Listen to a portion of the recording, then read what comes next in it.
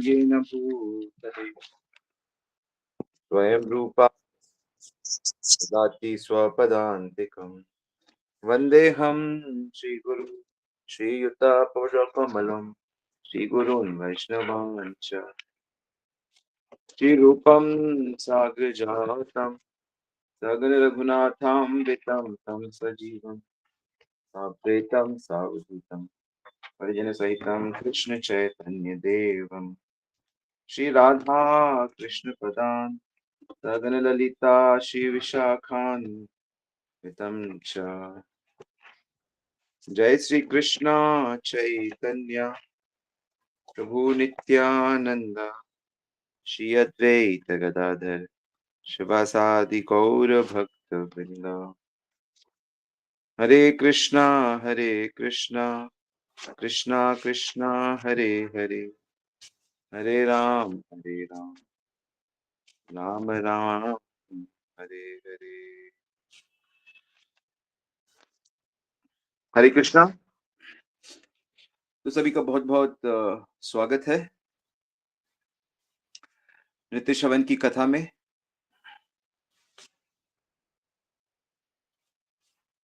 और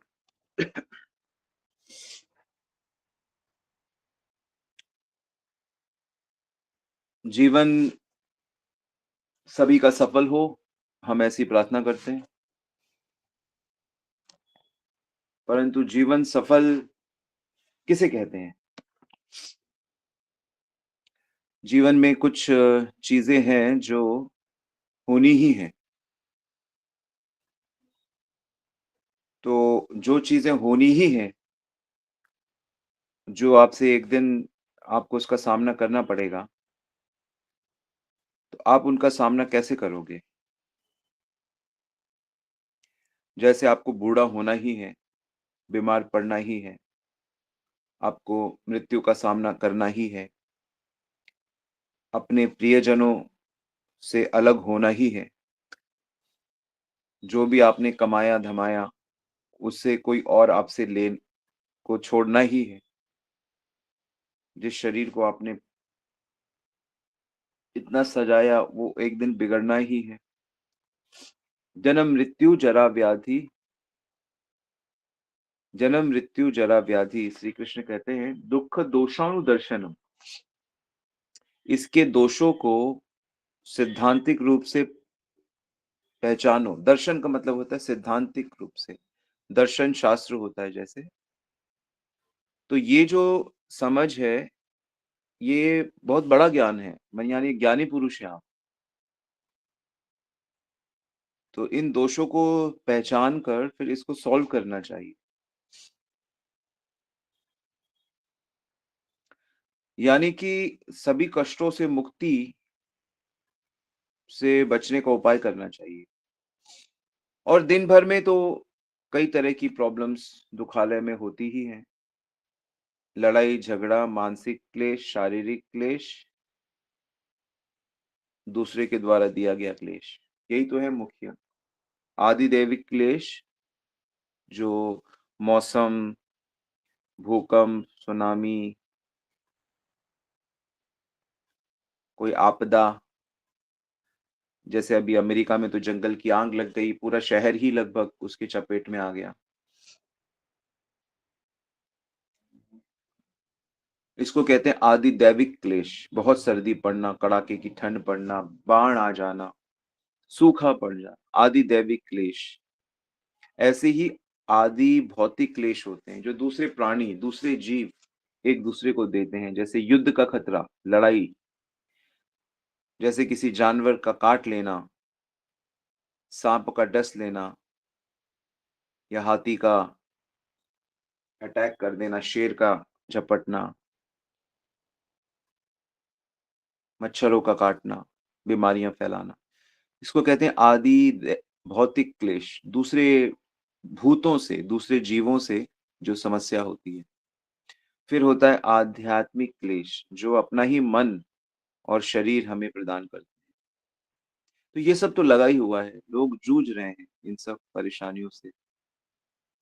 और श्री कृष्ण कहते हैं ये असली परेशानी नहीं है, ये तो रहेंगी रहेंगी, लेकिन इससे बड़ी परेशानी मृत्यु की है, बुढ़ापे भी की है और दोबारा से माँ के कोख में जाना, ये बड़ी समस्या है।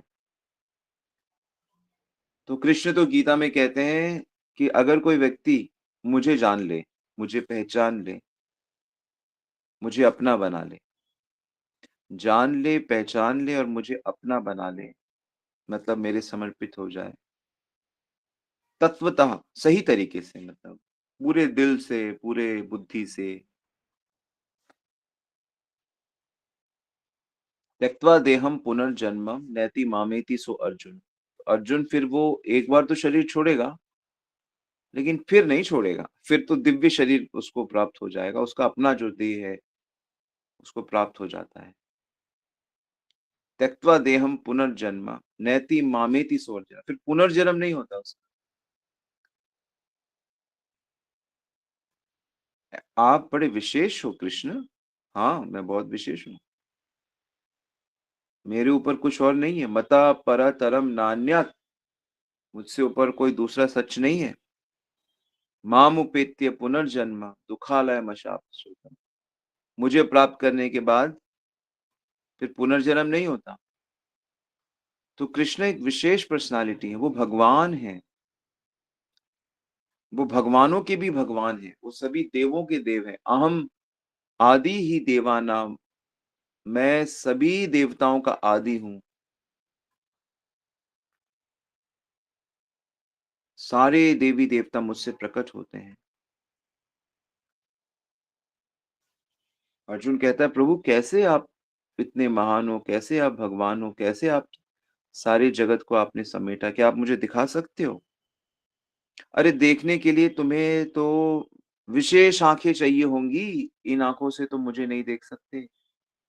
तो आप तो भगवान कहते हो कि आप भगवान हो, तो आप मुझे वो आंखें दे दो। अच्छा ठीक है, चल दे देता हूँ तुझे वो आंखें। ददामि दिव्यम चक्षुः, तुझे दिव्य चक्षु देता हूँ। चल देख, देख सारे ब्रह्मांड को एक स्थान पर देख। देख कैसे मैं सबकी रग रग में छाया हुआ, कैसे जन्म और मृत्यु मेरी गोद में खेलते हैं। तो भगवान सारा ब्रह्मांड ऐसा अर्जुन को दिखाते हैं कि अर्जुन जैसा वीर, हम लोग तो एक डेड बॉडी देख के डर जाते हैं और अर्जुन हजारों लाखों डेड बॉडीज क्रिएट कर देता है, मार देता है सैनिकों को, धड़ से उड़ा देता है, उनके हाथ पैर काट देता है, आंतड़ियां बाहर निकाल देता है। इतनी शक्तिशाली, न जाने कितनी मृत्यु उसने देखी है। वो घबरा जाता है भगवान के विकराल विशाल रूप को देखकर। न जाने अर्जुन जैसे कितने अनगिनत वीर भगवान के अंदर समाये हुए। तो उन कृष्ण की बातों को आम लोग जो होते हैं वो समझते नहीं है, क्योंकि वो डल हेडेड हैं, बीमार हैं, मोहित हैं, रोगी हैं, अपने आपे में नहीं है। तो भगवान भगवान तो है ही, लेकिन भगवान का एक विशेषता, बड़ी सुंदर विशेषता है भगवान की, कि भगवान हर प्राणी के साथ दोस्ती कर लेते हैं, संबंध बना लेते हैं, अपना बना लेते हैं। अगर कोई चाहे तो उन भगवान को, कृष्ण को अपना बना सकता है। ये उनका दिव्य स्वभाव है। हर व्यक्ति का एक स्वभाव होता है ना। जैसे मान लो किसी को क्रिकेट का शौक है, या बैडमिंटन का शौक है, या चेस खेलने का शौक है। मान लो कोई खेल का शौक है, उसको अगर वैसा व्यक्ति मिल जाए जिसको क्रिकेट पसंद है, या जिसको बैडमिंटन पसंद है, या जिसको चेस पसंद है, तो उसकी उसकी दोस्ती हो जाएगी, क्योंकि दोनों का जो टेस्ट है वो मिलता है, स्वभाव है। किसी को कोई पर्टिकुलर चीज खाने का शौक है या खेलने का शौक है, तो वो रुचि मिल जाती है। तो भगवान का क्या एक स्वभाव है कि वो हर उस प्राणी से रिश्ता बनाने को तैयार हैं जो उनसे रिश्ता बनाना चाहता है। और भगवान हर उस प्राणी को भूलने को तैयार हैं जो उन्हें भूलना चाहता है। ये यथा माम प्रपद्यन्ते ताम तथैव भजाम्यहम्। जो भाव मेरे प्रति रखता है, मैं भी पर्सनली उसके प्रति वो भाव रखता हूँ।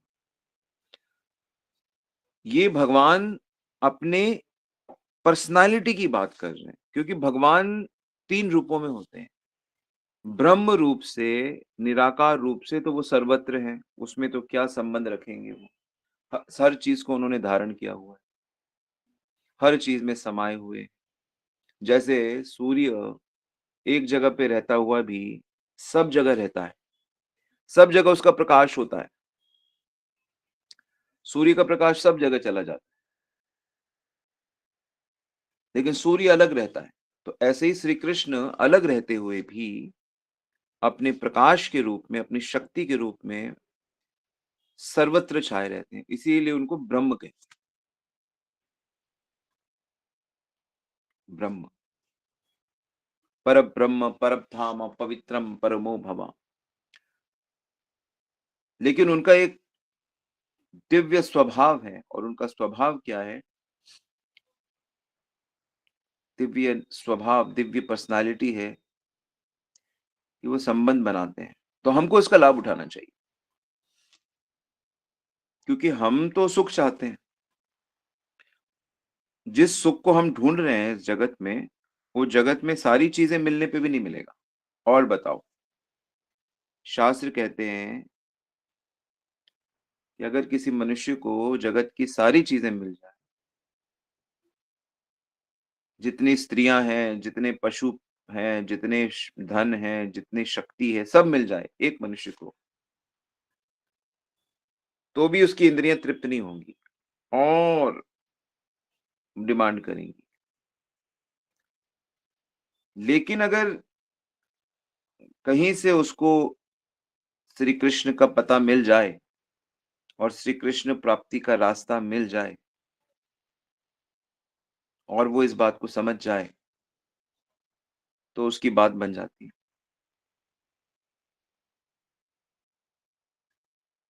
तो इसलिए श्री कृष्ण ने खुद क्या किया है कि ये अपने तक आने का रास्ता उन्होंने दिव्य ज्ञान देकर हमारे लिए खोल दिया है।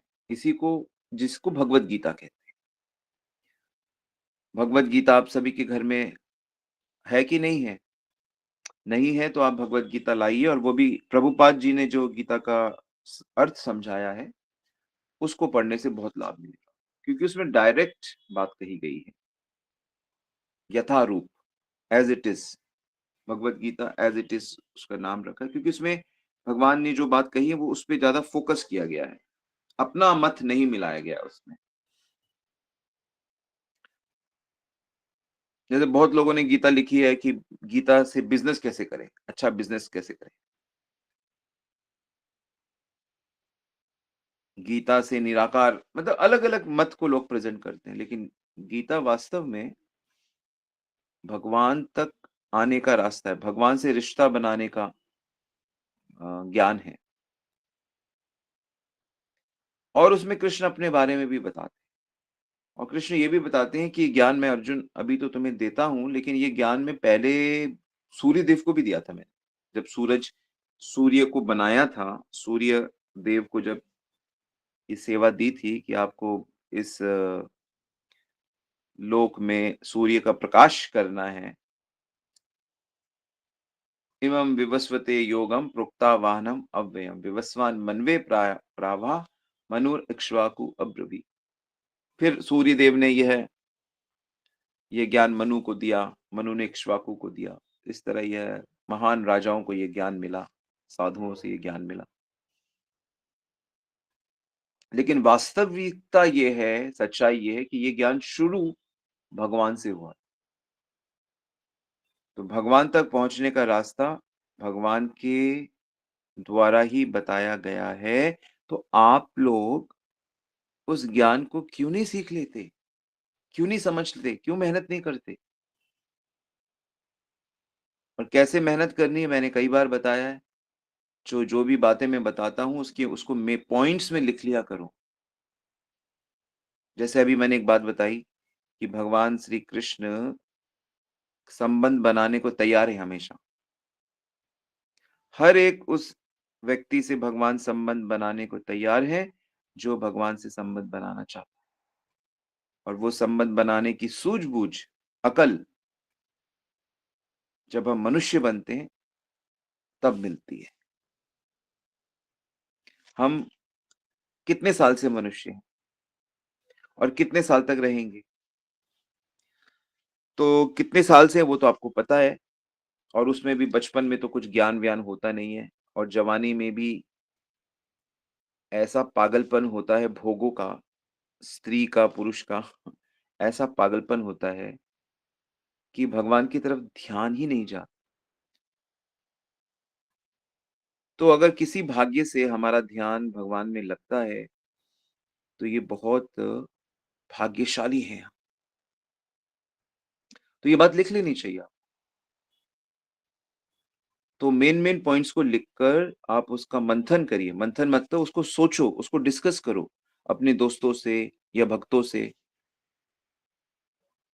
जो भी भक्ति भाव वाले लोग हैं, उनके साथ डिस्कस करना चाहिए और अकेले में उसका मनन करना चाहिए। बार-बार उसको सोचना चाहिए। तो उससे क्या होता है कि वो ज्ञान आपके भीतर आ रहा होता है, आपकी पकड़ में आ रहा होता है। अच्छी और बुरी चीज़ें ज़्यादा सोचने से आपकी पकड़ में आती हैं, ठीक है? और लिखना तो पड़ेगा ही। तो ये ज्ञान कैसे प्राप्त होता है? ये ज्ञान ऐसे प्राप्त होता है कि किसी एक महान गुरु, वैष्णव, कोई वैष्णव जो खुद इस ज्ञान में पक्का हो, उसका जीवन, उसका चरित्र पवित्र हो, उसे वेदों शास्त्रों का अच्छा ज्ञान हो, वो भगवान का भक्त हो, काम, क्रोध, घमंड, द्वेष से दूर हो, तो ऐसा जो कोई भक्त है, उसका शिष्य बनना चाहिए। गीता में कृष्ण कहते हैं, तद्विद्धि प्रणिपातेन परिप्रश्नेन सेवया उपदेक्षन्ति ते ज्ञानम ज्ञानिनः तत्त्वतः। किसी गुरु के पास जाओ और सीखो। एवं परंपरा प्राप्ति इमं राजर्षयो विदु। यह गुरु शिष्य परंपरा से ज्ञान लिया जाता है। क्योंकि ये ज्ञान कोई ऐसे ही नहीं ले सकता कि चलो गीता पढ़ लेता हूँ, मेरे को ज्ञान हो गया गीता का, या चलो सुन लेता हूँ, या टीवी में देख लेता हूँ, या ऑडियो वीडियो सुन लेता हूँ। नहीं होता ऐसे। अभी भी आप सुन रहे हो, तो ये सुनने से भी होगा नहीं आपको ज्ञान, जब तक आप किसी योग्य वैष्णव के आश्रय नहीं लेते, समर्पित नहीं होते। यही इसकी विधि है। ये दिव्य ज्ञान ज़रूर है, लेकिन ये दिव्य ज्ञान उस शरणागति के बाद ही आता है। एवं परंपरा प्राप्ति। तो समर्पित होना पड़ता है, दीक्षा लेना पड़ता है, शरणागत होना पड़ता है। भगवान के रिप्रेजेंटेटिव के आगे शरणागत होना पड़ता है। उससे फिर ये क्वालिफ़िकेशन आ जाती है। जैसे संतान को प्रकट करने के लिए एक स्त्री पुरुष को एक-दूसरे के शरणागत होना पड़ता है, समर्पित होना पड़ता है। ऐसे नहीं खेल-खेल में बच्चा कर ले, घूमते-फिरते कुछ दिन सो लिए साथ में और बच्चा नहीं, वो सही बच्चा नहीं होगा। आप कहोगे नहीं उसके भी हाथ हैं, पैर हैं, वो भी तो उसी विधि से नहीं होता वैसे। उसकी विधि है कि स्त्री को पुरुष के समर्पित होना पड़ेगा, अर्धांगिनी बनना पड़ेगा, पुरुष को ज़िम्मेदार बनना पड़ेगा, पवित्र बनना पड़ेगा। तब जाके समर्पित होने पे फिर वह एक आत्मा को शरीर प्रदान करके उसका सही पालन-पोषण कर सकते हैं। ऐसे ही आध्यात्मिक ज्ञान प्राप्त करने के लिए किसी योग्य टीचर के आगे समर्पित होना पड़ता है। क्योंकि समर्पण ही शिष्य की योग्यता होती है कि वो उस ज्ञान को प्राप्त कर सके। तो अगर किसी के अंदर समर्पण ही नहीं आता है, तो वो ज्ञान हासिल हासिल ही नहीं कर सकता है उसको। तो अगर कोई व्यक्ति इतना ज़िम्मेदार नहीं बनता है कि मैं इस देवी का पालन-पोषण करूँगा, पूरी ज़िम्मेदारी लूँगा, तो उसको उस अपनी अर्धांगिनी का वो प्रेम प्राप्ति नहीं होगा, उसको पुत्र-पुत्री का प्रेम प्राप्ति नहीं होगा, उसको वो गृहस्थी का सुख प्राप्ति नहीं होगा। वो तो पशु-भाँति जैसे पशु होते हैं, जैसे वेश्याएँ होती हैं, जैसे कि दुष्चरित्र लोग होते हैं, वो तो केवल शारीरिक रगड़ और शारीरिक उसमें ही घूमता रहेगा। पशु वृत्ति रहेगी उसकी। मानवीय वृत्ति, धार्मिक वृत्ति उसके भीतर कैसे प्रवेश करेगी?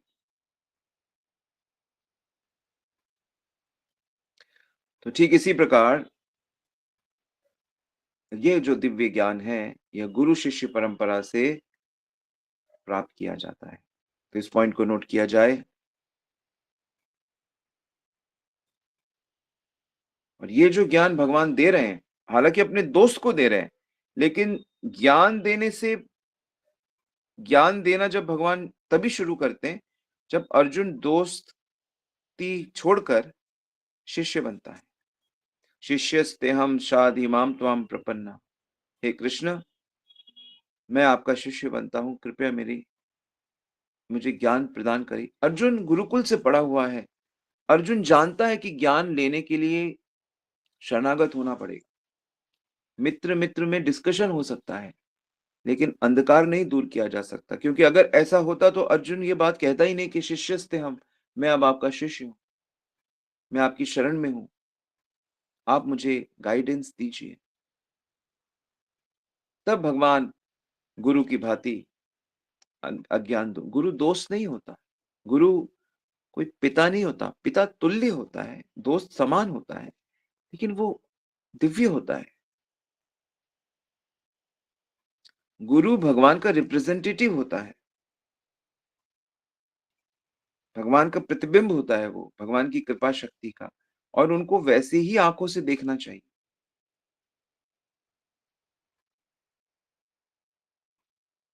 कबीरदास तो कहते हैं कि गुरु और गोविंद अगर दोनों खड़े हों तो गुरु को चुनो। गुरु गोविंद दोनों खड़े, काके लागू पाँव, बलिहारी गुरु आपने, गोविंद दियो मेरा। गुरु को चुनो, क्योंकि गुरु को चुनने से गोविंद मिल ही जाएँगे, क्योंकि गोविंद तक वही ले जाएँगे। ये एक बड़ा सिद्धांत है जो मॉडर्न ज़माने के लोग स्वीकार नहीं करते। वो कहते हैं हम डायरेक्ट भगवान को पकड़ेंगे, हम डायरेक्ट कर लेंगे अपने बल नहीं होता ऐसा। ये सिद्धांत बड़ा टेढ़ा सिद्धांत है।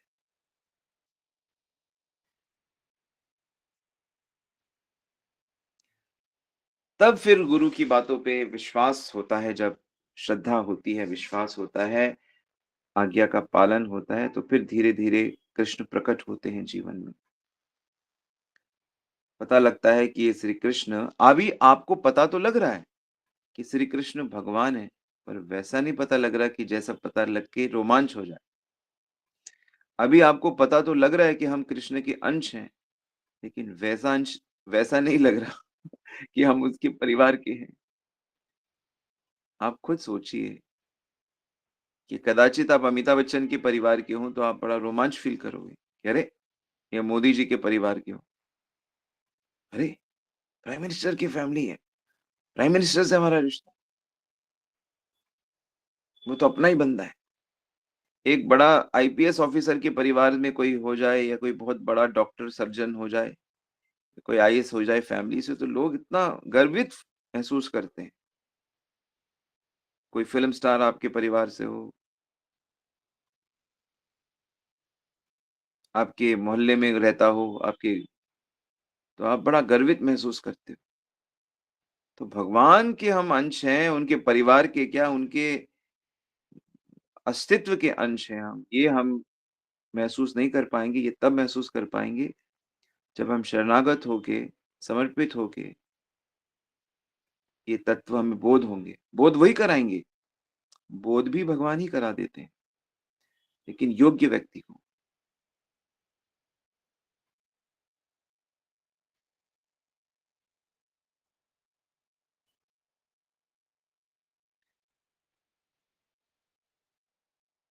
तो श्री कृष्ण का जो पर्सनैलिटी है, वो दिव्य है। दिव्य कैसे है श्री कृष्ण का पर्सनैलिटी? नोट करते चलें। कृष्ण अपना बॉडी चेंज नहीं करते। कृष्ण का जो शरीर है, वो हमारे शरीर की तरह नहीं है। हमारा शरीर चमड़ी है, हड्डियाँ हैं, खून है, नसें हैं, क्या-क्या है। श्री कृष्ण का शरीर ऐसा नहीं है।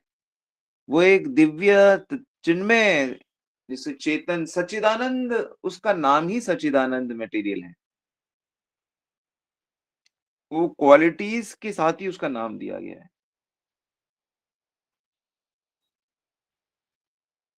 और जब भी भगवान किसी ब्रह्मांड में लीला करने के लिए आते हैं, तो वो अपने उस दिव्य शरीर के साथ ही आते हैं।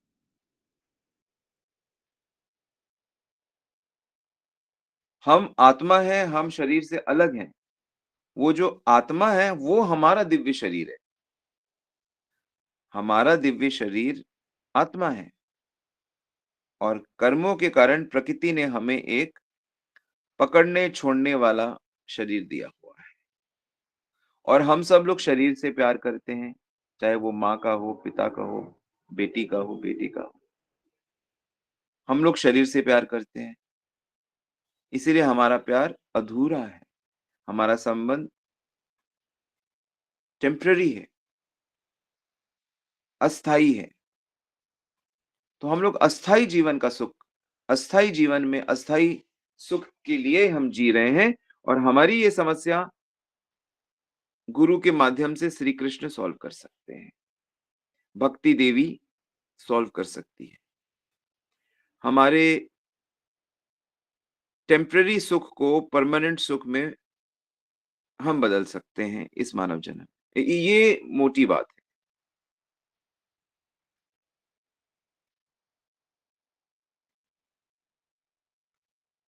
हमें ज़बरदस्ती शरीर लेना पड़ता है। हम लेना नहीं चाहते। हमें ऐसी माँ के कोख में डाल दिया जाएगा। किसी विवाहिता स्त्री की कोख में जब हम जाएँगे, हमें नहीं पता, उसे भी नहीं पता कि वो हमारी माँ बनने जा रही है। हम उसके पुत्र बनने जा रहे हैं। लेकिन ज़बरदस्ती हमें शरीर प्राप्त हो जाता है। ये तो अच्छा है कि हम इस बार हमें मानव की माँ मिली, लेकिन हो सकता है हमें शूकर सूअर की योनि की माँ मिल जाए। माँ वो भी है। हो सकता है हमें कोई बिल्ली हमारी माँ बन जाए। बिलाव बन के हम पैदा होंगे फिर। हो सकता है हम मगरमच्छ के बच्चे बने या कछुए के बच्चे बने। हो सकता है हम किसी पेड़ के बीज से हम बने, गुठली से हम पौधा बने। 84 लाख का खेल ऐसे ही चल रहा है। लेकिन ये एहसास नहीं होता, महसूस नहीं होता। क्यों नहीं होता? क्योंकि भगवान की शक्ति माया हमको एहसास कराती नहीं है। यदि हम शरणागत होते हैं गुरु के, शास्त्रों के और उनका चिंतन अध्ययन करते हैं, तो ये हम इन बातों को समझ पाते हैं। और फिर हम तुरंत अपना जीवन भोग से हटाकर भगवान की ओर ले चलते हैं। फिर हम अपने जीवन में समय व्यर्थ नहीं करते। फिर जीवन का एक-एक घंटा, एक-एक मिनट हमारे लिए बड़ा कीमती होता है, क्योंकि हम जीवन की कीमत समझ जाते हैं। हम मोह से बाहर निकल आते। तो भगवान दिव्य हैं क्योंकि भगवान शरीर नहीं बदलते। हम लोग दिव्य नहीं हैं क्योंकि हमें अपने कर्मों के अनुसार प्रकृति द्वारा ज़बरदस्ती शरीर दिया जाता है,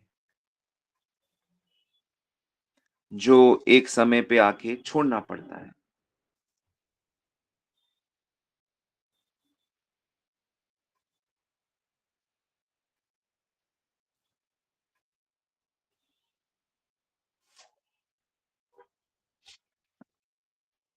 तो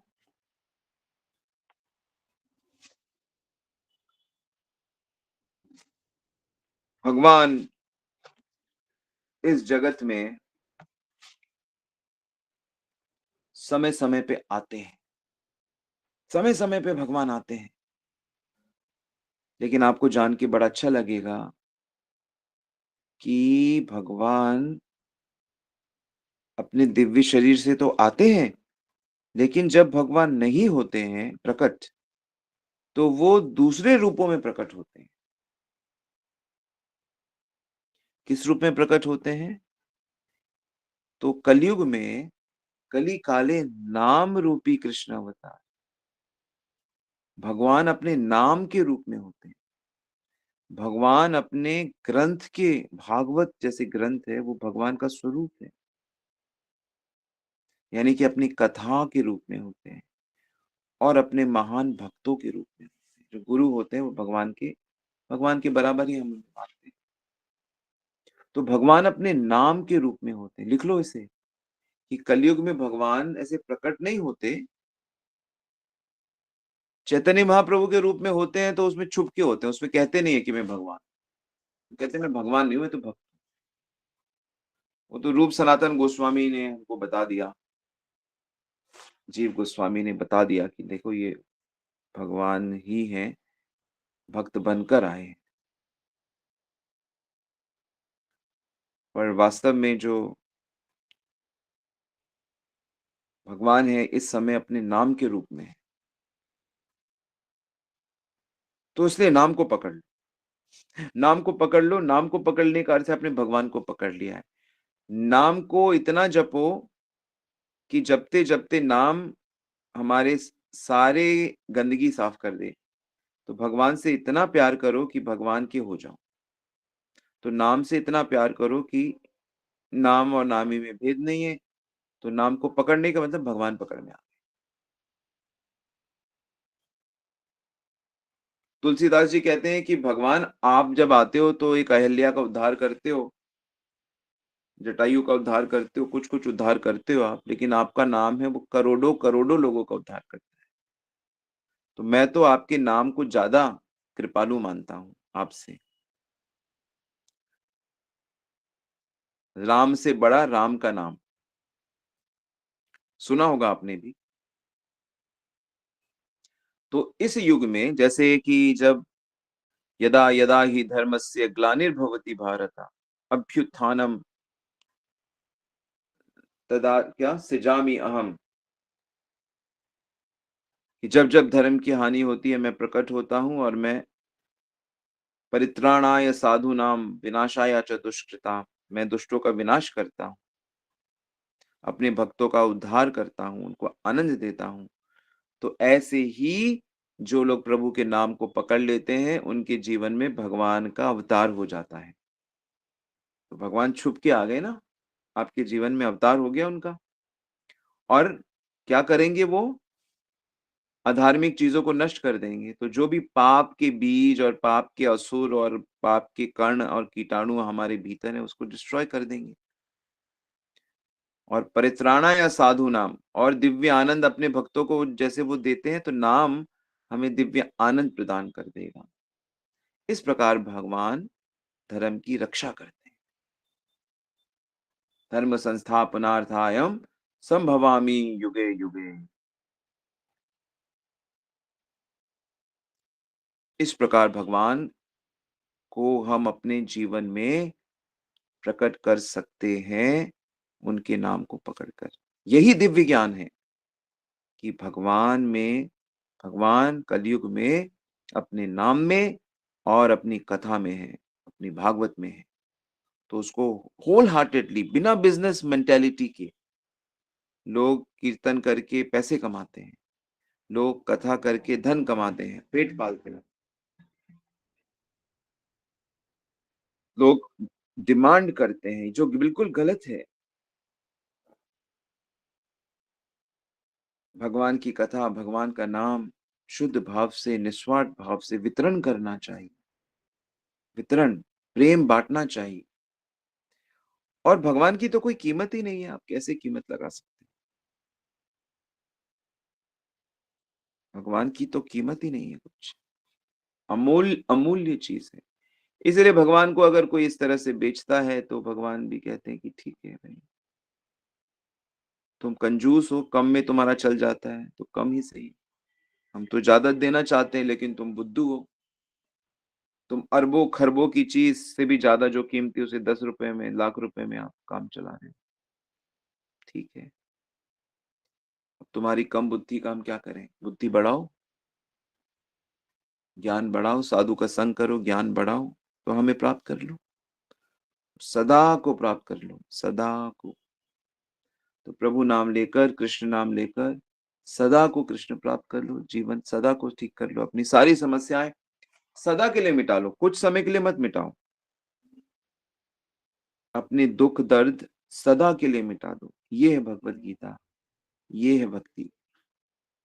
भक्ति सदा को आनंद प्रदान करती है। ठीक है, हरे कृष्णा। समय तो ज्यादा हो गया।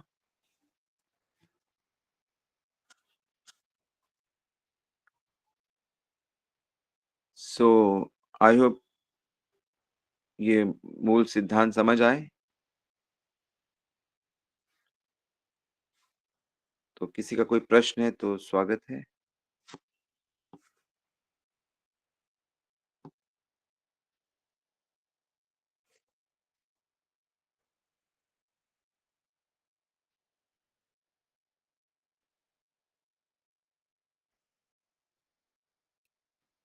हरे कृष्ण प्रभु जी। जी बोल। प्रभु जी, मेरा प्रश्न तो जैसे हम बार बार इस एक विषय के बारे में चर्चा करते हैं कि गुरु के प्रति समर्पण। तो प्रभु जी थोड़ा सा इसका बेसिक बताएंगे कि समर्पण का अर्थ मतलब डीप में क्या है? समर्पण का अर्थ होता है आज्ञा पालन, बिना आर्ग्यूमेंट के, बिना संशय के। इतना ही समर्पण, इतना ही सरल है कि जो मुझे कहा जा रहा है पूरी निष्ठा से उस आज्ञा का पालन करना।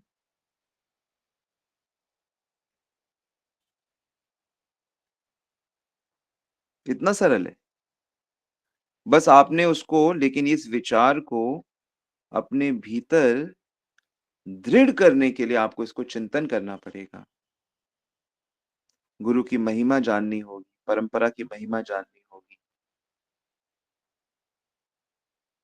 चिंतन करके इस बात को पकड़ना होगा। चीजों को आप देखो, आपने कोई चीज अगर पकड़ी है तो आप उसे कितने से पकड़ी? आपने उसे एक उंगल से पकड़ी है, दो उंगल से पकड़ी है, हाथ से पकड़ी है, या दोनों बाहू से पकड़ी है, या उसको बांध के अपने साथ ही कैसे पकड़ा है? दृढ़ता से। तो जब कोई चीज हम अपनी चित्त से पकड़ते हैं तब हम उसे वास्तव में अच्छे से पकड़ते हैं। तो इसीलिए इस सिद्धांत को कि हमें गुरु आज्ञा का पालन करना है, इस सिद्धांत को बहुत पक्के से पकड़ना होगा। ठीक है, इसको दृढ़ करिए। यस प्रभु जी, थैंक पहले यू छोटी प्रभु। छोटी आज्ञा का पालन करिए और फिर उसको करते करते निष्ठा बढ़ती जाएगी, और फिर धीरे धीरे दिव्यता, दिव्य दरवाजे खुल जाएंगे। हरे कृष्णा प्रभु जी। दंड प्रणाम। जी जी मैया, हरे कृष्णा। प्रभु जी, अब बस आपकी आज्ञाओं का इंतजार है प्रभु जी। छोटी छोटी आज्ञा देंगे तो शायद हम सही रास्ते पे चल पड़े। आपकी आज्ञाओं का इंतजार रहेगा प्रभु जी। आज्ञा तो शास्त्रों में और प्रवचनों में और टॉक्स में रहती है। असल में क्या है ना, जो गुरुजन होते हैं, जो साधुओं की और गुरुओं की खास बात मैं आपको बताता हूँ, वो ये नहीं कहेंगे कि तुम मेरे शिष्य बन जाओ या हम आपको अपना शिष्य बनाएंगे। वो कहते हैं हम तो लायक ही नहीं है, हम किसी लायक नहीं है। तो लेकिन जिसकी श्रद्धा होती है, जिसकी श्रद्धा बढ़ती है, उसे उसे अपने मन में अपना टीचर मान लेना चाहिए और उनकी आज्ञाओं का पालन करना चाहिए। और फिर वो आज्ञा पालन करते करते दिव्यता, जीवन दिव्य हो जाता है। हमारा जीवन क्या है? हमारा जीवन भौतिक जीवन है, और हमें आध्यात्मिक नियमों का जब हम पालन करते हैं तो हमारा जीवन दिव्य हो जाता है और फिर हमें समझ आ जाता है कि अरे तुम तो फीलिंग ही अलग है, चीजें ही अलग, इस तरह। हरे कृष्ण। हरे कृष्ण। हरे कृष्ण प्रभु जी, दंडवत प्रणाम। हरि बोल, दंडवत प्रणाम। प्रभु जी मेरा क्वेश्चन यही था, जैसे लाइक कीर्तन, रीडिंग, चैंटिंग, लिसनिंग, तो ये 4 चीजें होती हैं प्रभु जी। बट जैसे ये हम एक लाइक मैं जैसे अभी फिलहाल में एक साथ नहीं कर सकता, बट मैं चाहता हूँ कि मेरा एक बेस हो, लाइक फाउंडेशन हो जो बहुत स्ट्रांग हो, मतलब भक्ति से रिलेटेड। तो अगर स्कूल में भी जैसे हम नर्सरी से स्टार्ट करते हैं और फिर हम लाइक 12th क्लास तक लाइक एक सिस्टमैटिक है, तो प्रभु अगर मैं बिल्कुल लाइक बेस बनाना स्टार्ट करना, तो आप क्या इंस्ट्रक्शन दोगे कि मैं कहाँ से लाइक अपना बेस बना सकता हूँ? बहुत अच्छा क्वेश्चन पूछा शगुन प्रभु आपने। सो अगर आपको स्पिरिचुअल बेस बनाना है तो आपको स्पिरिचुअल प्रिंसिपल्स आइडेंटिफाई करने होंगे और ये देखना होगा कि वो प्रिंसिपल्स आप फॉलो कर रहे हो कि नहीं कर रहे। ठीक है, तो जैसे ही आप उन प्रिंसिपल्स को लिखोगे, और जैसे फॉर एग्जांपल पहला प्रिंसिपल ये है कि भाई मुझे क्या चाहिए, मुझे क्या चाहिए, तो आंसर है कि मुझे तो हैप्पीनेस चाहिए। तो फिर क्वेश्चन है कि मुझे कितनी देर की हैप्पीनेस चाहिए, मुझे 1 घंटे की हैप्पीनेस चाहिए, 1 दिन की हैप्पीनेस चाहिए, 1 जीवन की हैप्पीनेस चाहिए, 1 साल की हैप्पीनेस चाहिए कि हमेशा की हैप्पीनेस चाहिए, है ना? तो फिर हमें हमें ये पता लगता है कि हमेशा की भी हैप्पीनेस कोई होती है, जो ऐसी कोई हैप्पीनेस होती है जो डेथ के बाद भी होती है। तो फिर गीता और वेद और भागवत तक हम जब पहुंचते हैं तो हम देखते हैं ये तो वही बात कर रहे हैं। अभी वैज्ञानिक लोग यहाँ तक पहुंचे नहीं है। हमारे समाज के जो सबसे बुद्धिमान लोग हैं, वैज्ञानिक हैं, दार्शनिक हैं, वो लोग वेदों तक पहुंचे नहीं है, क्योंकि वेदों तक जो पहुंच जाता है, भागवत तक जो पहुंच जाता है, उसके सारे प्रश्न खत्म हो जाते हैं। छिंदन्ति सर्व संशय भिन्दन्ति सारे खत्म हो जाते हैं, क्योंकि वो परफेक्शन तक पहुंच जाते हैं। तो इसीलिए आप पहले सिद्धांतों को आइडेंटिफाई करिए जो आपको समझ में आ रहे हैं और उन्हें लाइफ में अप्लाई करिए। तो जैसे ही आप उन लाइफ में उसे अप्लाई करने लगते हो ठीक से, तो फिर आपको सेटिस्फैक्शन शुरू हो जाती है। क्योंकि यदि आप सही रास्ते पे भी चलते हो, तो वो सही रास्ते पे सही लक्ष्य का सुख आने लगता है। भगवान में तो अनलिमिटेड सुख है ही, लेकिन भगवान से की ओर जो रास्ता जा रहा है, उसमें भी अनलिमिटेड सुख है। ठीक है? तो आप पहला स्टेप आप ये करो कि आप प्रिंसिपल्स पहचानो जो आपको समझ में आए हैं, जो उस पे आपको बिलीफ हो रही है, और आप चाहो तो मुझसे शेयर कर सकते हो कि मैंने ये प्रिंसिपल्स आइडेंटिफाई किए हैं और मैं ये पालन करूँगा। फिर धीरे-धीरे आप पालन करना जब शुरू करोगे, तो आप कभी शुरू-शुरू में कच्चे रहोगे, कभी करोगे, कभी नहीं करोगे, कभी फिर धीरे-धीरे आप उसमें पक्के हो जाओगे। विश्वास बढ़ता जाएगा, फिर सदा पश्यन्ति सूर्या फिर जैसे सूर्य एकदम सामने है, सूर्य को आप ना नहीं कह सकते कि सूरज नहीं है।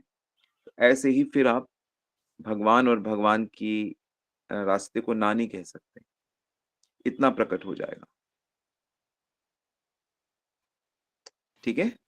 Thank you so much Prabhu ji. Hare Krishna. Yes, बिल्कुल शुरू करो। बहुत अच्छा प्रश्न है।